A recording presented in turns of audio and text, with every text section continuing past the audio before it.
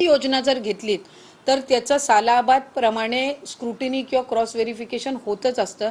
तुम्ही संजय गांधी निराधार योजना जर घेतलीत तर त्याचं सुद्धा वर्षातून एकदा त्याचं क्रॉस व्हेरिफिकेशन होत असतं। कोण पात्र आहेत कोण अपात्र आहेत, तसं सिलेंडरचं असेल, सबसिडीचं असेल किंवा तुमची नमो शेतकरी असेल, वेगवेगळ्या योजनांची जी आहे ती वर्षभरामध्ये एकदा तरी स्क्रुटिनी होतच असते। ही रुटीन प्रोसिजर आहे, ही काही जगावेगळी किंवा प्रचलित नसणारी किंवा नवीन आणलेली काही ही प्रक्रिया नाहीये।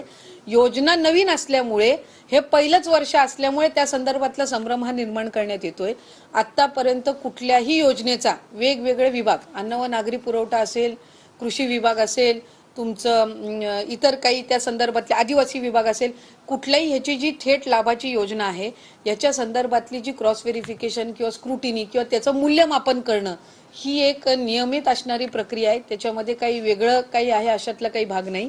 आता एकच वर्ष अजून पूर्ण पण नाही झालेला योजना आणून, त्याच्यामुळे त्या संदर्भातले वेगवेगळे जे काही समज आहेत ते होत आहेत, पण ही एक रुटीन प्रोसिजर आहे। आम्ही आतापर्यंत कुठल्याही एकाही महिलेचा लाभ हा त्यांच्या इच्छेविना किंवा त्यांनी शासनाला व्हॉलंटरीली रिक्वेस्ट केलेली आहे की बाबा मला आता